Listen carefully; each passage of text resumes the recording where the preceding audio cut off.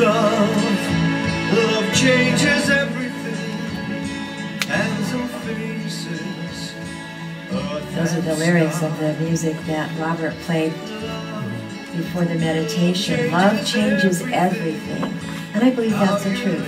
How you live and how you die. How you function in the world. I chose this image behind me because I'm going to talk about the idea that love is not something that you do. Love is something that you are. And of course it shows up in how you are and what you do. But the truth of the matter is, love is a quality of being. And that's what we're going to talk about today, this idea of holy love. And it is all centered within each and every one of us. And, you know, our topic title this entire month is Light of the World. And it might be a little blasphemous in some communities to actually say, Lillian, you're the light of the world. Because, you know, in some communities there's only one light of the world, right? But I got news for you. We are all, every one of us, we are a unique expression of the light of the world that God is. We've all got a divine spark. And so this idea that we get to celebrate that every year together all around the world is kind of special, isn't it? It's kind of special that we get to fire up these qualities of love and peace and joy and harmony and all of the other qualities that make us such awesome, wonderful beings. You know, there's a lot of simplicity in those values. Love is really simple, but what I have found out in my walk in the world, love is not easy. Love isn't easy. It's not always easy to be loving and kind because stuff gets in the way. Can anyone relate? Can anyone relate to that? Yeah. But if we really believe what this symbol that we're celebrating during this season of the year, this Christ energy, this birth of this Christ energy, this Jesus symbol, if we really believe that, then we have to believe that it's true. Of all the enduring qualities, this energy of love that we are helps us live the great commandment to love one another, to be that presence in the world, you see. So I also am working with Llewellyn Van Lee, written tons and tons of books, Sufi mystic, one of our very favorite authors. And I like what he says about this idea of love, because he says the song of love is in every heart. We need to know that we are loved, and we need to love in return. Love is the primal music of life.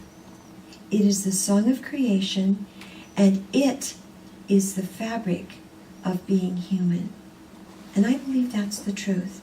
Holy love, not love that's dependent on someone or something, but holy love that is at the heart and the truth of our very being, the truth of who we are, this energy of this loving energy beyond the human stuff that gets in the way. Because I want to tell you, sometimes I don't feel very loving. I don't feel, you know what? I don't feel like I can love this situation. I don't feel like I can love that person. They're grating on my nerves. It's not about an emotion or feeling. Love is not that. Love is an attitude and a way of being in the world. It comes from within. It's a quality of existence that makes us love the life that we're living. It's a way of being. That's what love really is. It's harmony. It's sweet. It's soft. It's playful. It's joyful. It's brilliant. It's what makes us experience our daily walk in the world as wonderful and pleasing. It's that. You can't touch it. You cannot touch it. But I'll tell you what, when you're surrounded in a loving energy, you can actually feel the energy of love, can't you? You feel it. We feel it within us. And when we're not in that loving place, when we're not allowing that holy love to be, fully realized within ourselves, does it feel different in our bodies? Yeah. Like this. Our heart feels tight. constricted, our stomach gets all knotted up, we, feel hot and sweaty and shaky. Yeah? Isn't that the truth? Well, we know what love feels like. So I'm not talking about the kind of love that you feel for another person. I'm talking about the feeling of love from within, radiating out. It's that quality, you see. It's that quality that lets us appreciate our life experience. And this is what helps us appreciate and enjoy our life, no matter how it shows up, whether we're observing people, being kind to one another in a store, whether we're watching children splash through the puddles, whether we're, in a Thanksgiving with the spraying the Cool Whip in the mouth, whatever it is, it's being able to stand back from all the human stuff that's going on and go, this is sweet. Life is sweet. In this moment, I'm recognizing life is very sweet. I'm at peace with this. I'm in harmony with this.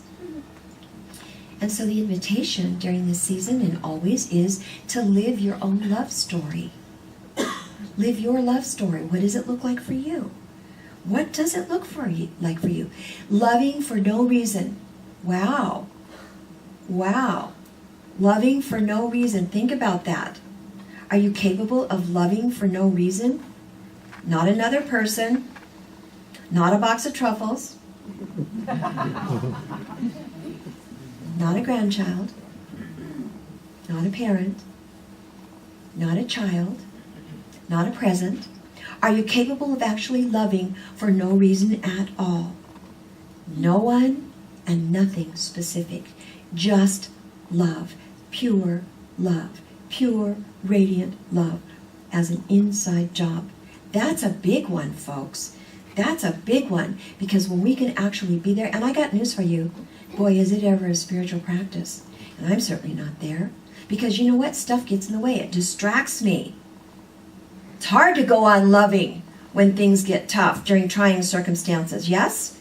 When we're disappointed, when we're around people that push our buttons. It's very hard to know, oh yeah, that's right, I am at the core of my being love. It's hard to remember that when everything else is distracting us and getting our attention. Do you know what I'm talking about? But the more we practice, that's right, I can be loving in this situation. I can remember that there's something in this situation that's, the activity of God is expressing in this too. God doesn't just express in the beautiful stuff. God's expressing in all of it, including the image that Glenda brought up with the child being hugged by the police officer and the protests and all that stuff. Somehow, now do we understand it? Oh no, I never understand much of anything. Somehow God is expressing through all of it and moving us somehow in a forward motion, because we're in a dynamic, spiraling universe. Somehow there's something about that. So the invitation is, how do we go on loving no matter what? No matter what. Love without any conditions. That is very difficult. And so I thought about this because, like all of us, I have people in my life that kind of push my buttons. Anybody got any? I got a few of those. I got a few of those people. And sometimes we get real focused on that, don't we?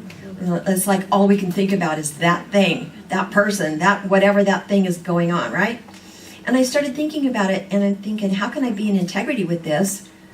And knowing I'm this loving energy, because I really truly believe I am. I know you are. How can I be in integrity with that when every once in a while I kind of have a slip and I go, I don't like him. I'm kind of moving out of the I hate him, but I was kind of there a couple of weeks ago, but now I'm kind of going, I just really don't like him. But what I've been practicing, I just want to be authentic with you. Because you know what? If I could do this all the time, if I wouldn't be here, I'd be already gone. I'd be gone. So we're here to experience these things. So this is what I've discovered. When I can remember that I am that love, and when I can remember that that person is that same love, and I can get clear enough that I can kind of move away all the distortions, and for even if it's this much time, you know what I'm saying? Because most of it's like not too good. But if I can even do it for this much time and go, like Mother Teresa, see the face of Jesus, metaphorically. See the face of Jesus in that person. see the divinity, see that this person also has that loving divine light within, it sort of helps me relax. So this is the good news. I've gone from I hate to I don't like that guy very much. And this is pretty good because it's just been a couple weeks. And I'm working on it. I just have to be honest. I know I'm not the only one who says those words. Maybe not out loud, but to myself, right? Isn't that the truth? So it's about this practice of remembering. Oh, okay, I can see the divinity here. Okay, I can see the innocence and the pain and the woundedness and what got this person to this place. I can see the face of Jesus in this. Because sometimes it's really hard to embrace our experiences. Or even if it's not a person, maybe it's a situation. There's a lot of really difficult situations in the world. Have you noticed? Stuff we just don't want to see. But if we could step back enough and clear the clutter and get that little tiny gap where you go, okay, God's working here. I don't know how, I don't know why, and I don't know what the outcome is, but I have to trust, basic trust, that there's something here that I don't understand that's moving us all to a better place. I love what our author says. This is what our author says. Unfortunately, I don't know which one. One of the many authors that I worked with said, our spiritual destiny is to love as many beings as there are, for as long as we live, in our own unique way, to our fullest capacity. Say it again. Our spiritual destiny is to love as many beings as there are, for as long as we live, in our own unique way, to our fullest capacity.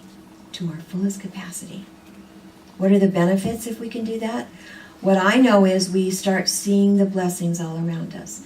Instead of seeing the problems and all the icky stuff, we start seeing the radiance and the blessings and the beauty. We start having a more open spirit, a more generous spirit toward other people and toward experiences, so that we are kinder, we are more allowing, we're more embracing of whatever that thing is, whatever that person is showing up, delivering into our life.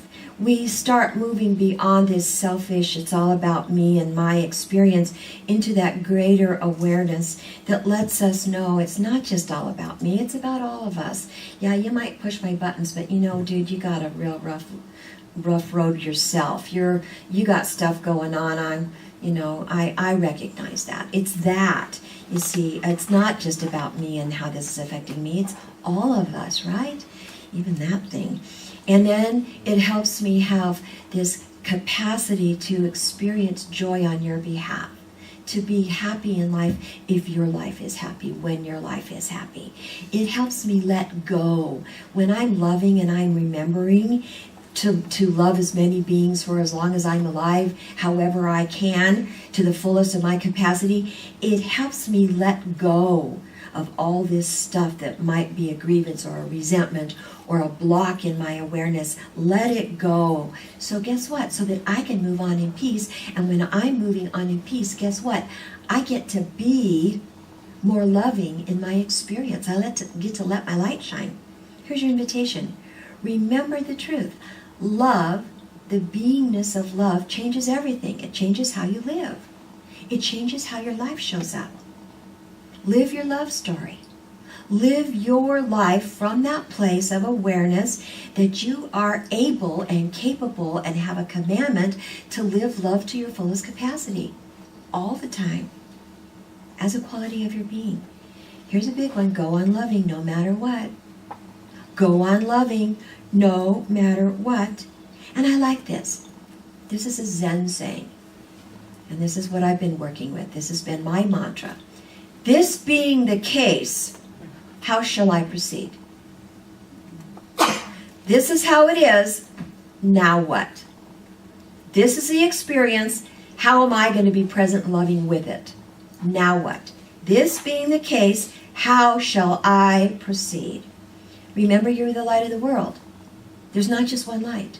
We are these incredible radiant beings, and we all create this field of luminosity together.